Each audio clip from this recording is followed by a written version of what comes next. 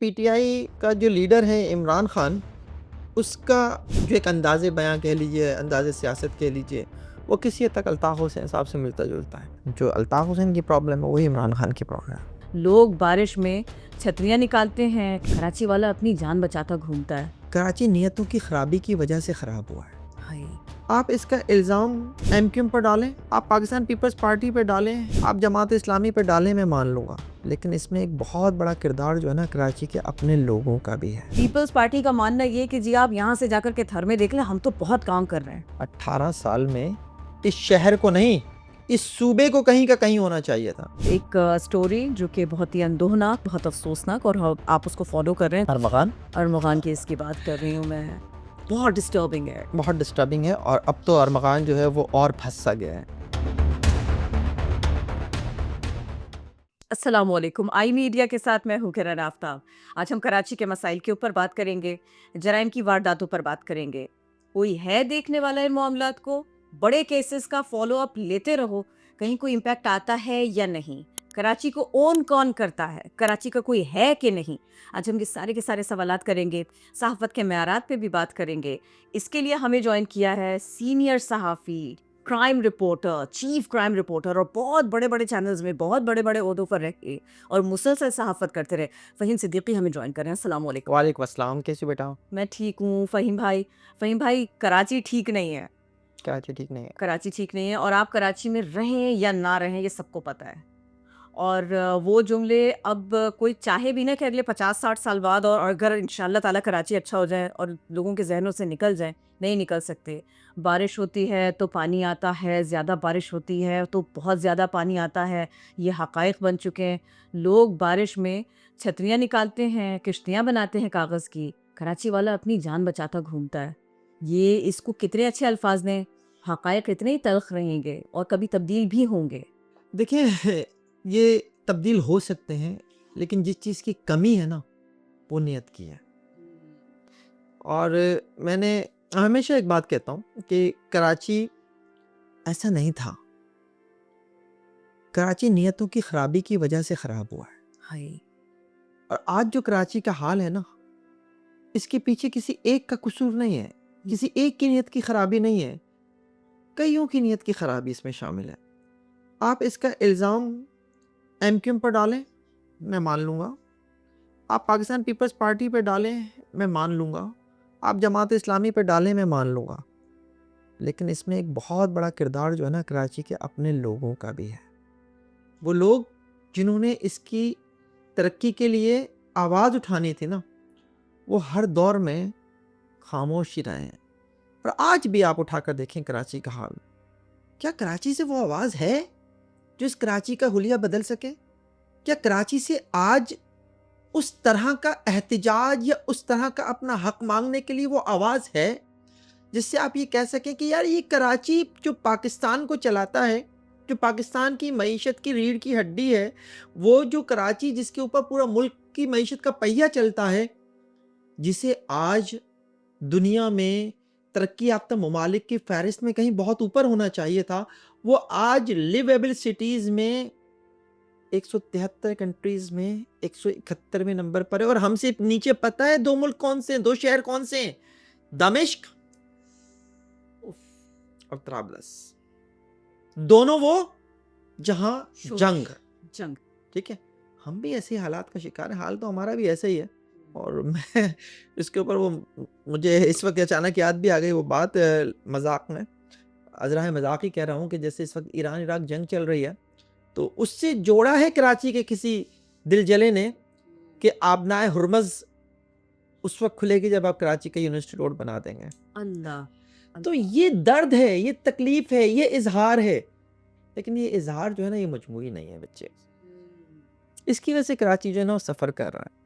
आज भी कराची में लोग घर से निकलते हैं तो उन्हें ये नहीं पता होता, उनके प्यारों को ये नहीं पता होता कि उनका प्यारा जो घर से निकला है वो सही सलामत रात को घर वापस पहुँचेगा या नहीं पहुँचेगा। वो स्ट्रीट क्रिमिनल की गोली का निशाना होगा बनेगा, वो किसी डंपर के नीचे आकर कुचला जाएगा, या वो जो है वो शॉर्ट टर्म किडनैपिंग का शिकार हो जाएगा, या वो किडनैपिंग फॉर रैंसम का शिकार हो जाएगा, कुछ नहीं तो मोबाइल चला जाएगा। या फिर उसके हाथ से मोबाइल के चला जाएगा, स्ट्रीट क्रिमिनल के हाथों मारा जाएगा। या अगर आप अपनी फैमिली के साथ निकलें तो आपको ये नहीं पता होता कि आपके साथ जो बच्चा है वो किसी खुले गटर में गिर के मर भी सकता है। तो दिस इज द सिचुएशन। उफ, और मानना किसी को नहीं है। मानने के लिए जाहिर है एक हिम्मत चाहिए होती है, वो हिम्मत नहीं है। फिर लड़ते कैसे हैं? मैं मेयर साहब की बात कर रही हूँ। कुछ देखिए हो जाए फहीम भाई, कुछ हो जाए, ये जितने इंसिडेंट्स आपने बताए ना, गटर, बारिश, स्ट्रीट क्राइम, वो गुल प्लाजा, वो आते, वो जर्नलिस्ट के साथ में झगड़ा करते, वो चले जाते, वो सवाल का जवाब भी ठीक से नहीं क्योंकि देते। उससे उससे ना ये ट्रिक पता चल गई है एक तरह से। और कि बहुत अच्छा दोस्त है हमारा, सब कुछ है, और मैं उसे ज़ाती हैसियत में पसंद भी करता हूँ। लेकिन बात यह है कि उसे उसके साथ जो लोग हैं ना, उन्होंने उसको गलत पट्टी पढ़ा दी है। उसे ये समझा दिया है कि जाहरियत बेहतरीन दिफा है। अल्लाह, कोई सवाल सख्त आ जाए तो वो उस पर रिएक्ट इस तरह से करता है कि वो कहता है कि यही मेरे दिफा का बेहतरीन तरीका है कि मैं जाहिर हो जाऊँ। और उसमें जिस तरह का वो रवैया अख्तियार कर रहा है वो किसी भी तरह से मुनासिब नहीं है। और मैं इस बात पे अफसोस का इजहार करता हूँ कि कहाँ है हमारी सहाफ़ती तंजीमें, क्यों नहीं वो इसके ऊपर आवाज़ उठाती। हमने तो अपने वक्त में कभी ये बर्दाश्त नहीं किया कि किसी सहाफ़ी के साथ कोई ऊंची आवाज़ में बात भी कर ले तो हम उसके पीछे पड़ जाते थे कि यार ये आप ये कैसे कर रहे हो। सवाल पूछना सहाफ़ी का हक है, जवाब देना ना देना आपका राइट है, ना दें जवाब, लेकिन आपको बदतमीजी का हक नहीं है किसी सहाफ़ी के साथ। वो कर जाते हैं। वो कर जाते और हैं वो उनकी तवातुर पर्सनालिटी से। बिल्कुल सूट नहीं करता, वो बिल्कुल वैसे नहीं थे ही करता, नहीं। बिल्कुल नहीं करता। और हम इसकी वालदा के दौर से जानते हैं इसे, ठीक है, फौजिया के दौर से जानते हैं, और हमने उस दौर में भी सहाफ़त की है। हमने इनकी वालदा को, वालिद को, दोनों को देखा है। तो मुर्तज़ा से मैं यही कहूँगा, आपके प्रोग्राम के तवज्जुह से भी कहूँगा कि प्लीज़ आप फादर ऑफ सिटी हो, किसी बाप को बात करने का ये तरीका ज़ेब नहीं देता। आपको खुद को बदलना होगा, इस शहर की खातिर बदलना होगा। लेकिन मसला ये है ना कि जिस जमात से ताल्लुक़ है पाकिस्तान पीपल्स पार्टी से, पाकिस्तान पीपल्स पार्टी की कैपेबिलिटी और कैपेसिटी नहीं है डिलीवर करने की। फहीम भाई, ये जो आप कह रहे हैं ना, वो मानते नहीं है पीपल्स पार्टी। मैं आपको एक आरा भी बता रही हूँ और मैं आपसे सवाल भी कर रही हूँ। शायद बात थोड़ी कराची से बाहर चली जाए। ऑफ द रिकॉर्ड उनका कराची में इंटरेस्ट नहीं है, ऑन द रिकॉर्ड वो कह रहे हैं हम काम कर रहे हैं, और अभी भी आप देख लीजिए बहुत कुछ हो रहा है, उनके हिसाब से बहुत कुछ हो रहा है। और उनकी एक दलील है, पीपल्स पार्टी का मानना ये है कि जी आप यहाँ से जाकर के थर में देख लें, हम तो बहुत काम कर रहे हैं। तो वाकई वहाँ हो रहा है और यहाँ नहीं हो रहा, किरण ये बदकिस्मती है, या वहाँ भी कराची है और यहाँ भी कराची है? किरण बहुत सादा सा इसका एक जवाब बनता है, और वो ये कि कितने साल हो गए पाकिस्तान पीपल्स पार्टी को मुसलसल इक़्तिदार में? मुसलसल इक़्तिदार ही है। 18 साल। 18 साल हो चुके। 18वां साल चल रहा है। 18 साल में इस शहर को नहीं, इस सूबे को कहीं का कहीं होना चाहिए था। बहुत टाइम होता है ये। ठीक है, पंजाब को शहबाज शरीफ जब पहली मरतबा वजीर आला थे उन्होंने बना दिया, ठीक तभी है? शहबाज स्पीड ठीक कहलाए। है। उसके बाद इस हद तक काम किया कि जब बाद में परवेज़ इलाही आए तो उन्हें उससे ज़्यादा काम करना पड़ा, और उन्होंने किया। और उन्होंने भी डिलीवर किया। आज मरियम नवाज़ को भी उतना ही काम करना पड़ रहा है ताकि वो शहबाज शरीफ से अब मरियम नवाज़ की एक स्पीड के ऊपर बात आ जाए। और लेकिन उनको बीच में मोहसिन गैप्स नकवी से भी हैं। आगे जाना है। मोहसिन नकवी से भी आगे जाना है, बीच में गैप्स हैं। पंजाब में मुस्लिम लीग हुकूमत के बाद गैप्स हैं बीच में। परवेज़ इलाही का दौर है, बुज़दार का दौर है, मोहसिन नकवी का दौर है, मरियम नवाज़ उसके बाद आई हैं। लेकिन आज आपको पंजाब नज़र आता है, लाहौर नज़र आता है। एग्जैक्टली। क्या 18 साल में पाकिस्तान पीपल्स पार्टी कुछ वैसा डिलीवर कर सकी? नहीं कर सकी। इस शहर में, इस सूबे में एक शहर है जिसका नाम खैरपुर है। खैरपुर वो शहर है जिसने इस सूबे को 3 वजीर आला दिए और इस मुल्क को एक वजीर दिफा दिया। गौस अली शाह एक दफ़ा वजीर दिफा रहे और एक दफ़ा वजीर आला सिंध रहे। कायम अली शाह भी उसी शहर से हैं और 2 दफ़ा वजीर आला सिंध रहे। आप आज खैरपुर चले जाएं, आपको वहाँ सेवरेज सिस्टम नहीं मिलेगा। आज भी वहाँ सेवरेज का पानी नालियों में बहता है। ये डिलीवरी है। थर के ऊपर अगर आपने उसे एक मॉडल बनाने की कोशिश की है तो थर से पहले कराची को तो थर ना बनने दें, पहले इसको तो एक मॉडल बना दें। लेकिन कराची का हाल आज क्या है? बुरा, बहुत बुरा है। बुरा तो छोटा लफ्ज हो जाता है किरण।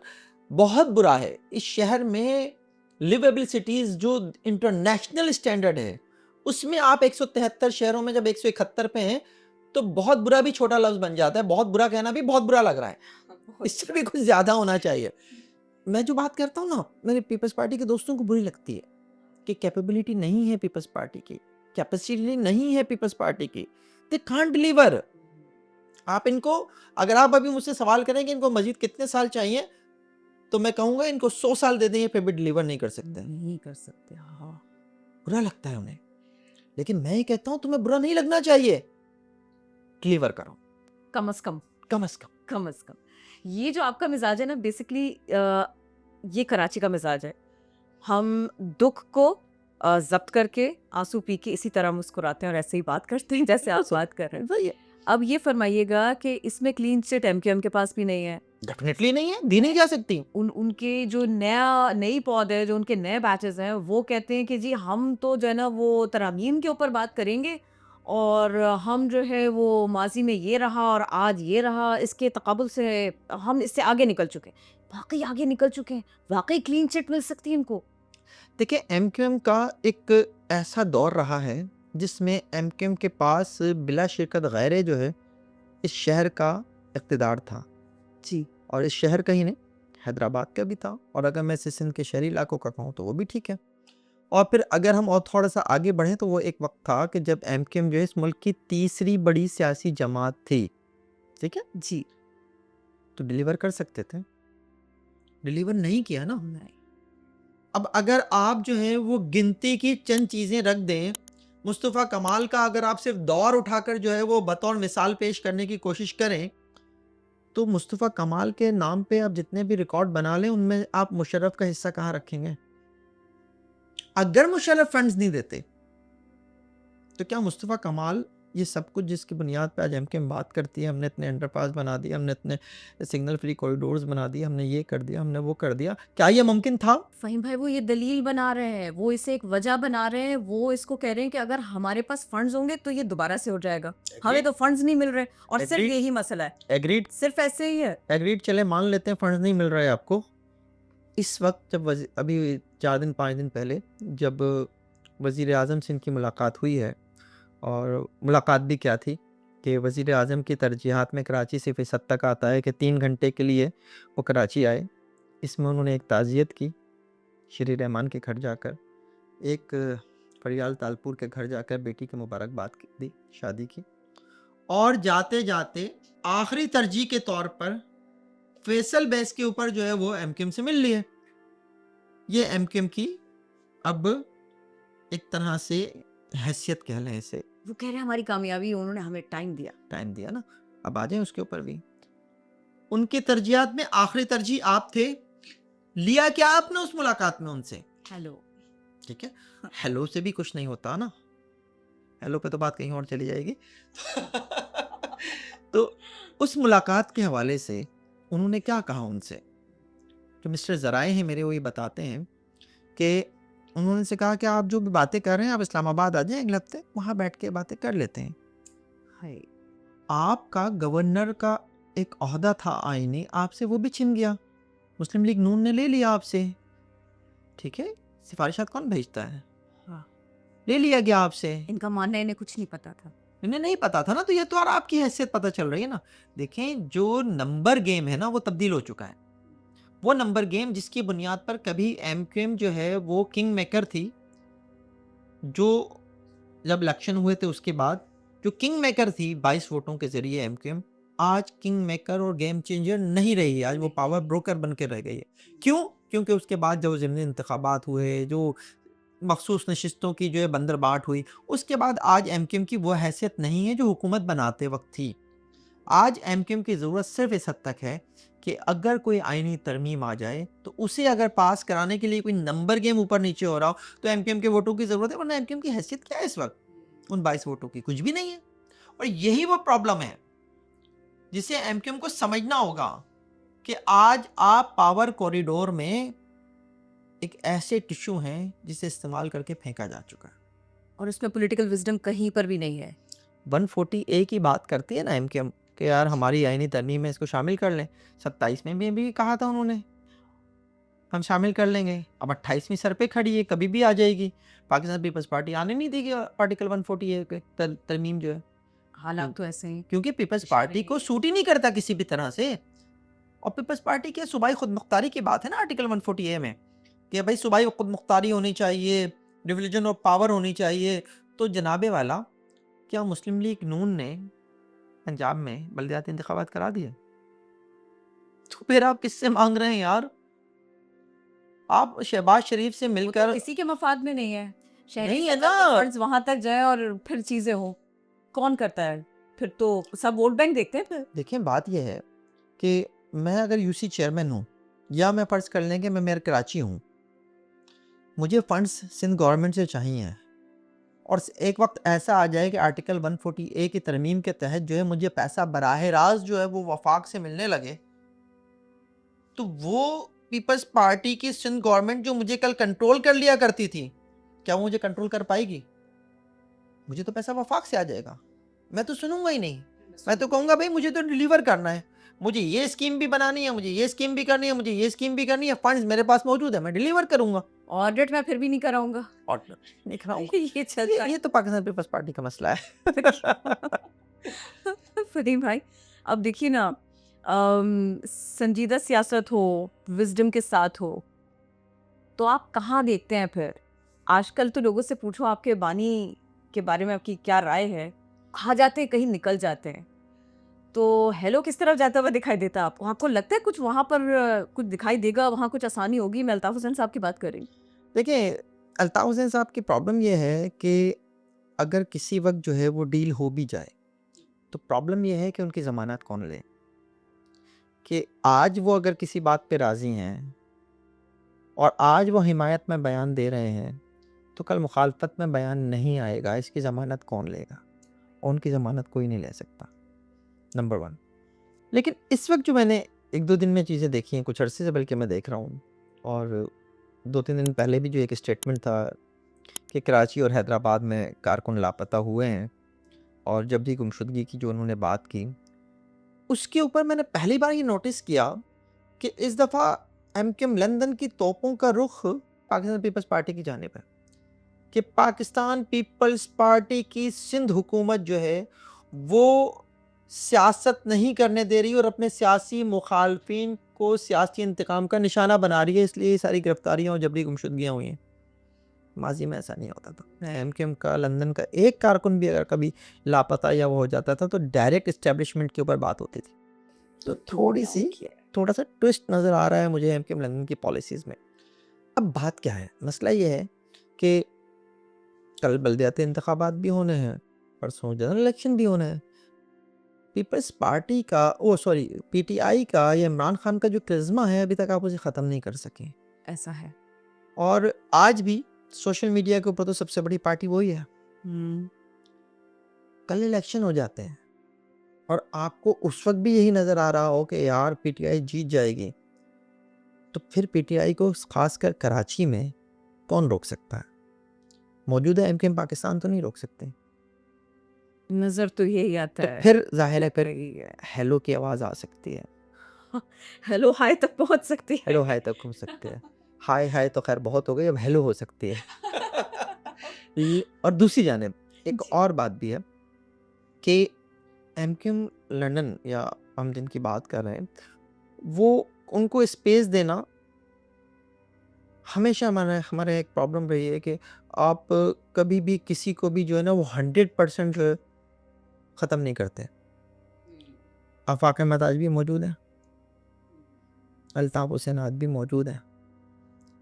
कल एमकेएम पाकिस्तान या पीएसपी जो है वो भी इसी तरह से मौजूद रहेगी। पीएसपी आज भी इलेक्शन कमीशन में बतौर सियासी जमात रजिस्टर्ड है, बावजूद इसके कि उसका इंज़माम एमकेएम के साथ हो चुका है, वो आज भी इलेक्शन कमीशन में बतौर सियासी जमात रजिस्टर्ड है।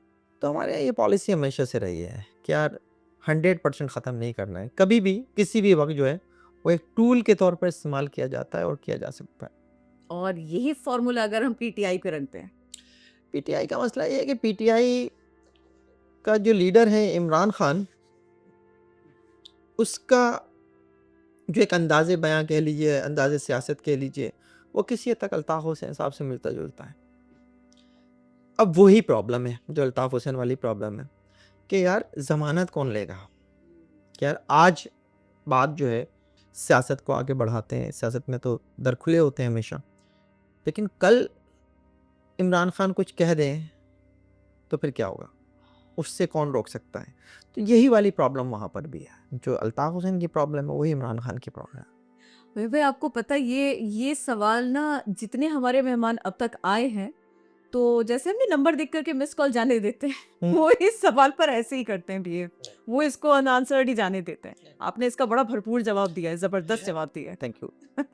अच्छा, देखिए हम पॉलिटिकल पार्टीज़ की बात कर रहे हैं और पीटीआई एक थ्रेट है, ये हमने समझ लिया। वो चाहे एमक्यूएम के लिए हो, चाहे पाकिस्तान पीपल्स पार्टी के लिए हो, चाहे वो माने या ना माने। बिल्कुल ऐसे ही है। और इलेक्शन आते-आते उनको उन्हीं जवाबों पे आना पड़ेगा जो सवाल उनसे किए जा रहे हैं और वो उसको गोल कर रहे हैं। ऐसे ही है। हमने कराची के इश्यूज़ पे भी बात कर ली है, हमने पॉलिटिक्स के ऊपर भी बात कर ली है। लॉ एंड ऑर्डर वहीं का वहीं है और वैसे का वैसे ही है, खराब का खराब है। भले कोई साहब आएँ और वो मनसब सँभालें, पुलिस में अहम अथॉरिटी सँभालें और वो ये कह दें कि नहीं जी सब कुछ ठीक हो गया है। अब तो मूवीज़ दिखाते हैं तो उसके अंदर भी वो बॉलीवुड वाले ना इंसिडेंट्स अजीबो-गरीब किस्म के कोट कर देते हैं कराची को लेकर, सिंध को लेकर, लियारी को लेकर। ये कितना अनफॉर्च्यूनेट है और यहाँ इस टनल के आखिर में कहीं कोई लाइट आपको दिखाई देती है कि भाई कुछ बेहतर हो जाएगा और कहीं कोई हक़ाइक़ बताएगा। देखिए लॉ एंड ऑर्डर जो है ना, उसके हवाले से भी मैं हमेशा यही कहता हूँ कि जब ये करना चाहें ना, ये कर गुज़रते हैं। इस शहर में जब कोर कमांडर पर हमला हुआ तो यही कराची पुलिस थी जिसने कोर कमांडर पर हमले के मुलज़िमान पकड़े। यही कराची पुलिस थी जब एक एडिशनल आईजी का बकरा चोरी हो गया था जिसमें ना तो कोई ट्रैकर होता है, ना नंबर प्लेट होती है और वो 24 घंटे में बरामद कर लिया था। और यही कराची पुलिस थी जिसने कराची ऑपरेशन के दौरान जो है डिलीवर किया था। तो कर सकते हैं, कैपेबिलिटी है कराची पुलिस में। लेकिन मसला वही है कि यहाँ पर पुलिस में इतनी ज़्यादा सियासत आ चुकी है और इतना ज़्यादा पैसा, उसे करप्शन कह लीजिए, वो आ चुका है करप्शन के अब डिलीवर करना मुश्किल है। अब मुझे बताइए ना कि एक एसएचओ जो है, जब वो कई लाख रुपए देकर कोई थाना खरीदेगा, तो उसकी ये सोच कैसे होगी कि वो पहले ये देखे कि थाने में रखे हुए 26 रजिस्टर क्या कहते हैं और थाने के इलाके में क्राइम कौन सा होता है और क्रिमिनल्स कौन से हैं और कहाँ से उनको जो है रोका जा सकता है। वो तो ये फ़िक्र करता है कि जो 50 लाख रुपए देकर मैंने ये थाना खरीदा है, पहले तो मैं वो पूरे कर लूँ। फिर इससे पहले कि कोई दूसरा शख्स जो है वो इससे ज़्यादा पैसे देकर ये थाना खरीद ले, मैं अगले थाने के लिए पैसा जमा कर लूँ। उफ़! तो जब ये सोच हो, तो फिर क्राइम कंट्रोल कैसे होगा? कैसे होगा? और जो ऑर्गेनाइज्ड क्राइम है ना, वो कभी भी पुलिस की मर्ज़ी के बगैर नहीं होते और ऑर्गेनाइज्ड क्राइम से ही थाना चलता है। अल्लाह! थाने के खर्चे जो हैं वो ऑर्गेनाइज्ड क्राइम से ही पूरे होते हैं। थाना बिकता है, थाना खरीदा जाता है और फिर इन पैसों में पता नहीं कहाँ-कहाँ तक किस-किस का कट जाता है ऐसे ही है। और सिर्फ़ उसमें हर पुलिस मंडे को एसएचओ को एक लिफाफा लेके पेश होना होता है एसएसपी के पास, डीआईजी के पास। लिफ़ाफ़े पे याद आया वो भत्ते की पर्चियों वाला दौर था। शुक्र है अभी फ़िलहाल रुका हुआ है। रुका हुआ है? ईरान की वजह से, ईरान में चूँकि इस वक़्त जो है वो ईरान जंग की वजह से कि ईरान में क्योंकि इस वक़्त मवासलाती निज़ाम काम नहीं कर रहा, इंटरनेट की सहूलत नहीं है, तो इसलिए फ़िलहाल कराची के ताजिरों ने सुकून से साँस लिया हुआ है। उफ़ अल्लाह! क्योंकि वहाँ से कॉल्स नहीं आ रहे हाय! भत्ते की। क्योंकि भत्ते का जो नेटवर्क है, वो ईरान से बैठ के चलाया जाता है। हमारे जो शहर में भत्ते का अज़ाब है और जो भत्ते का नेटवर्क चलाने वाले लोग हैं, वो ईरान में बैठे हुए हैं अब जाकर। तो कभी कराची में हुआ करते थे। वसीउल्लाह लाखो हो गया, समद काठियावाड़ी हो गया, जमील छांगा हो गया, ये सारे लोग जो हैं वो जाकर वहाँ ईरान में बैठे हुए हैं। वहाँ से कॉल्स आती हैं ताजिरों को। कोई ताजिर जो है वो थोड़ा-सा रेज़िस्ट करे या ना करे, तो आके जो है वो फायरिंग कर दी जाती है।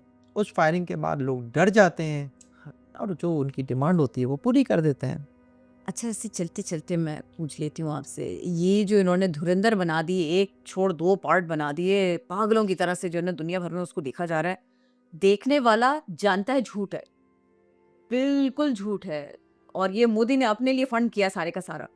तो फिर भी देखी जा रही है। चलिए वो तो एक सिनेमा का करिश्मा हो गया, मान लिया, रखते हैं साइड में। 80% झूठ है, 90% झूठ है। मेरा ख्याल है कि उसमें जो है वो 90% झूठ है, 90% झूठ है। अलावा किरदारों के नामों के, बाकी सब झूठ ही है उसमें। यानी मैंने इसके ऊपर जो है वो बड़ा डिटेल एक शो किया था जी। और इसमें मैंने बताया था कि कहानी में जो धुरंधर की कहानी बनाई गई है उसमें कहाँ गलतियाँ हैं और ऐसी-ऐसी गलतियाँ हैं, अब तो मुझे सही से वो याद भी नहीं रही क्योंकि धुरंधर 1 जो है उसे आए हुए 3-4 महीने हो चुके हैं। लेकिन मैंने ये बताया था कि जनाब आपने जो प्लॉट बनाया है कहानी का, वही आपका सबसे पहले गलत है। कि जिस शादी में आपने दिखा दिया कि जनाब वो उसका रहमान का बेटा मर जाता है या जो भी हो जाता है, वो तो वाक़या ही किसी और का है। वो लियारी गैंग की हिस्ट्री ज़रूर है, लेकिन वो रहमान से लिंक नहीं है। वो तो लियारी गैंग का एक और ही किरदार था, जिसकी शादी में ये सब कुछ हुआ और वो खुद मारा गया था, कार में बैठते हुए। आपने दिखा दिया है कि जनाब वो बेटा है, उसे बचाने की कोशिश में हीरो आ जाता है और हीरो जो है वो सब कुछ फ़हीम भाई, बचाता है। कराची वाले रो रहे हैं, कोई ध्यान नहीं दे रहा और एक अच्छी सीधा बात है। डायलॉग है कि कराची से फैसले हो रहे हैं, लियारी से फैसले हो रहे हैं। अच्छी बात बताते हैं। बकवास। एक अच्छी बात ये हुई, अच्छी कह लें या बुरी कह लें जो भी है, कि वो रहमान डकैत जिसे लियारी की चंद लाख की आबादी जानती थी, आज उसे अरब लोग तो कम से कम जानते होंगे, सवा अरब की आबादी तो हमारे पड़ोस में ही है, 24-25 करोड़ हमें भी मिला लीजिए, तो 1.5 अरब लोग तो आज जो है वो रहमान डकैत के नाम से जो है वो वाकिफ़ हो गए हैं। और इसी वो तरह गाना अलवी और वो असलम, डांस सऊदी असलम, वो सब फैल चुका है सारे का सारा। मैं समझता हूँ और एक इसमें प्रोपेगेंडा मूवी। थिन लाइन है, वो एक उन्होंने बारीक काम भी किया उसके अंदर। उन्होंने उसको ग्लोरीफाई करके भी पेश किया है। देखिए इस कहानी में सबसे जो बेवकूफ़ाना हरकत हुई है ना वो ये हुई है कि जनाब आपने ये दिखाया है कि बॉम्बे अटैक्स की जो प्लानिंग है वो लियारी में हुई थी।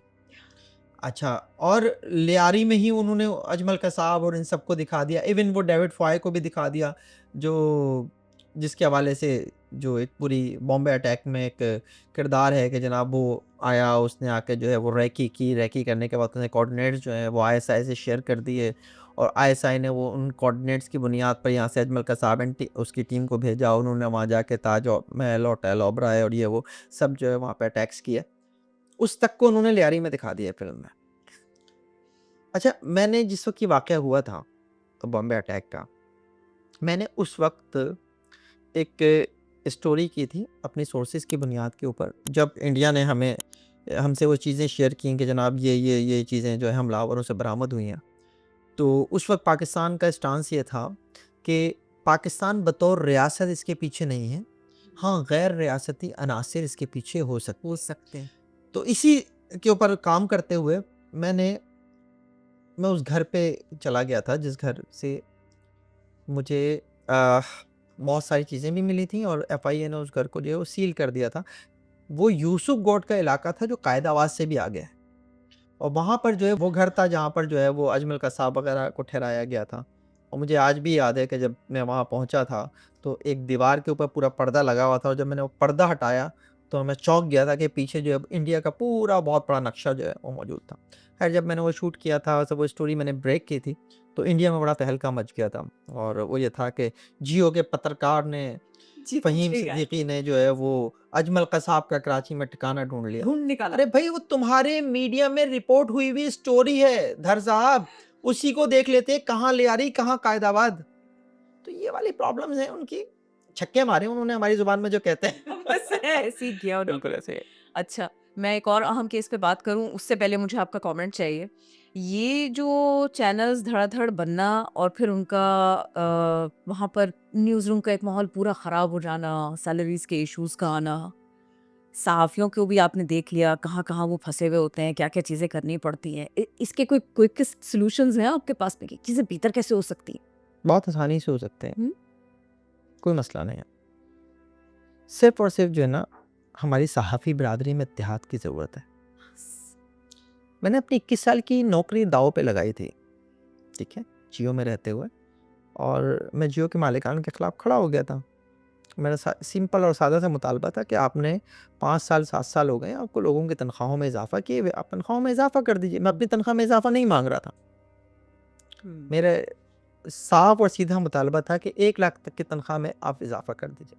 मेरी तनख्वाह 1 लाख से बहुत ज़्यादा थी। नहीं हुआ। वो वक़्त आ गया कि उन्होंने मुझे एक टर्मिनेशन लेटर दे दिया मुझे उसके ऊपर कोई गिला भी नहीं है, ना मुझे उसके ऊपर कोई वो है कि यार ये क्यों हुआ, क्योंकि मुझे पता था ये हो सकता है। लेकिन बात वही है कि इससे पहले जब मैंने इस शहर में मीडिया मालिकान के ख़िलाफ़ एक बाकायदा कैंपेन के तौर पर उनके दफ़ातर के बाहर जाकर एहतिजाज किया था, तो उस वक़्त जो जबरी बरतरफ़ियाँ थीं, जो तनख़्वाहें अदा ना करने के मामलात थे, उन सब में बेहतरी आई थी। 2023 में मैं जियो से फ़ारिग हुआ हूँ। आज हम 2026 में बात कर रहे हैं। 3 साल होने वाले हैं मई में। जियो में आज भी तनख़्वाहें नहीं बढ़ी। नहीं। जब मैंने छोड़ा था उस वक़्त से अब तक भी तनख़्वाह नहीं बढ़ सकी है। लेकिन अगर हमारी कम्युनिटी में इत्तेहाद हो, हम जो मुख्तलिफ़ धड़ों में बटे हुए हैं, ये हम सब एक प्लेटफ़ॉर्म पर इकट्ठा हो जाएँ, तो मालिकान कुछ नहीं है। हुँ। है। और ये जो एक मामला है, देखिए सहाफ़ी के लिए तो इस्तीफ़ा जो है ना वो एक बेइज़्ज़ती की बात है और टर्मिनेशन तो एक मेडल है। मुझे तो कभी भी इसके ऊपर कोई वो नहीं है। तयशुदा बात है। अरे मेरे लिए तो ये एक मेडल है भई, पाकिस्तान की सहाफ़त में ऐसे कितने लोग होंगे कि जिन्होंने अपने साथी वर्कर्स के लिए आवाज़ उठाई और उन्हें उस पे टर्मिनेट कर दिया गया। गिनती के एग्ज़ैक्टली। 2-4 लोग हैं, महमूद अली असद के बाद शायद फ़हीम सिद्दीकी का ही नाम आता होगा। इसलिए मैं मुतमईन हूँ। मुझे रात को नींद बड़ी सुकून की आती है। माशाल्लाह, अल्हम्दुलिल्लाह। फ़हीम भाई मुझे ये बताइए कि ये जो अच्छे-अच्छे ओहदों पर आप जैसे ज़िम्मेदार लोग ना हों, और मैं किसी एक चैनल की बात नहीं कर रही हूँ, वहाँ पर वो लाके किसी भी कॉर्पोरेट को, कमर्शियल थॉट रखने वाले को, किसी फ्रंटमैन को लाके बिठा दें और फिर उसके बाद में वो चीज़ें चलाएँ। तो जो मेरिट का इस्तेहसाल होता है वो सब हम देख ही रहे हैं और सुन ही रहे हैं सारे के सारे किस्से। ये भी तो बहुत डैमेजिंग है। आपने आखिरी बार टीवी कब देखा था? और आपके जो व्यूअर्स हैं मैं उनसे भी ये सवाल करता हूँ कि आखिरी बार टीवी कब देखा था? जितना टीवी भी देखा है आपने, वो इसी स्क्रीन पर देखा है जिसे मोबाइल कहते हैं। तो इलेक्ट्रॉनिक मीडिया तो ख़त्म हो चुका। मत समझें कि टीवी है वो पाकिस्तान। ज़िम्मेदार हैं इसके। सिर्फ़ ज़िम्मेदार है। टेक्नोलॉजी का आना नहीं, वो ज़िम्मेदारी उनको लेनी पड़ती बिल्कुल, वो न्यूज़ रूम जिसका एक शख्स जिसे एडिटर कहते थे हुँ। हमारे अखबार के दौर में, प्रिंट मीडिया के दौर में, और इलेक्ट्रॉनिक मीडिया में वो डायरेक्टर न्यूज़ कहलाता था या कंट्रोलर न्यूज़ कहलाता था। या उस एडिटर या एक सब हाँ, एडिटर्स हों। या उस एक शख्स को आपने कमज़ोर कर दिया और उस शख्स की कमज़ोरी ने पूरी इंडस्ट्री को तबाह कर दिया। कहानी ख़त्म समझें आप इलेक्ट्रॉनिक मीडिया की। अब जो कुछ है वो डिजिटल है और डिजिटल पे आई मीडिया से आप बहुत अच्छा प्रोग्राम कर रहे हैं। अल्लाह आपको कामयाब करे। आपको तो हम वैसे भी देखते सुनते जी। रहते हैं और आपके जुमले हमें याद रहते हैं। अच्छा, एक स्टोरी जो कि बहुत ही अंदोहनाक, बहुत अफ़सोसनाक, और आप उसको फ़ॉलो कर रहे हैं, तो मैं चाहती हूँ कि आप हमारे देखने वालों को उसके बारे में बताएँ। अरमग़ान अरमग़ान केस की बात कर रही हूँ मैं। बहुत डिस्टर्बिंग है। बहुत डिस्टर्बिंग है और अब तो अरमग़ान जो है वो और फँस सा गया है। और उनके एडवोकेट के साथ में जो आपका स्लॉट था, शो था आपका, यकीन कीजिए बीपी हाई हो गया। देखिए यही है मसला कि हमारे यहाँ इंसाफ का जो है ना वो कत्ल होता है और जितने इत्मीनान के साथ उनके वकील साहब ने मेरे साथ प्रोग्राम करते हुए उन तमाम इल्ज़ामात से इनकार किया है, तमाम सबूत और गवाहों की मौजूदगी में भी, वो काबिल रश्क है मेरे हिसाब से, तो सलाम बनता है उन्हें। अब बात ये है कि हमारे यहाँ होता तो यही है ना। शायद वो एक ही आदमी जो अपना काम ठीक से करने की कोशिश कर रहा है पाकिस्तान में। ये है। अगर आप इस तरह से क्रेडिट देना चाहें तो डेफिनेटली बनता है क्रेडिट उस शख्स को कि अगर वो अपनी उसने फ़ीस लिया तो उस फ़ीस को वो हलाल कर रहा है। लेकिन दुनिया जानती है कि अरमग़ान जो है वो बेकसूर नहीं है नहीं है। और अब तो उसके ऊपर एक नहीं 2 कत्ल हैं। जी। जो उसकी गोली से ज़ख्मी हुआ डीएसपी, तो वो भी इस दुनिया से चल बसा। एहसन ज़ुल्फ़िकार 1 साल के बाद ही सही, लेकिन उसकी जो गोली लगी पैरों में, उन गोलियों की वजह से इन्फेक्शन फैला ज़ख्मों में, जी। वो इन्फेक्शन बॉडी में फैला और बिलाखिर जो है वो इस दुनिया से चला गया। उसके जाने के बाद जो सबूत और गवाह हैं पुलिस के पास, अब पुलिस के लिए एक चैलेंज है कि वो अपने साथी के कत्ल के मुकदमे में अरमग़ान को कैसे सज़ा दिलाते हैं, क्योंकि उनका वकील तो ये कहता है कि 1 साल के बाद चूँकि एहसन ज़ुल्फ़िकार मरे हैं तो वजह मौत कुछ और भी हो सकती है। उफ़ अल्लाह! हो सकता है उन्हें हाई ब्लड प्रेशर हो सकता है शुगर हो। सच को सच साबित करना चैलेंज है, और साथ में आपने उसको ब्रीफ भी किया था वीडियो को जो उसके सीसी कैम की थी। बिल्कुल। पुलिस क्या करने गई थी? संडे बाज़ार गई थी शॉपिंग करने? क्या करने गए थे ये? Non professional attitude. ऐसा नॉन प्रोफेशनल सब एटीट्यूड कुछ कि खुद जिसके जाए। नतीजे में आपके अपने लोग जो हैं वो जख्मी हुए, आपका अपना नुकसान हुआ। आप वहां पर एक मगवी की बाजियाबी के लिए गए थे, आपने बाकायदा उसकी लोकेशन निकाली थी वहां से, लास्ट लोकेशन जिस घर की है मगवी के, वहां आप इस हाल में जाते, देखिए, और उसके बाद जो कुछ हुआ आपके सामने है। और आज तक आप देख लीजिए, 1 साल हो गया, इस 1 साल में पुलिस की कारकर्दगी है क्या उस केस में?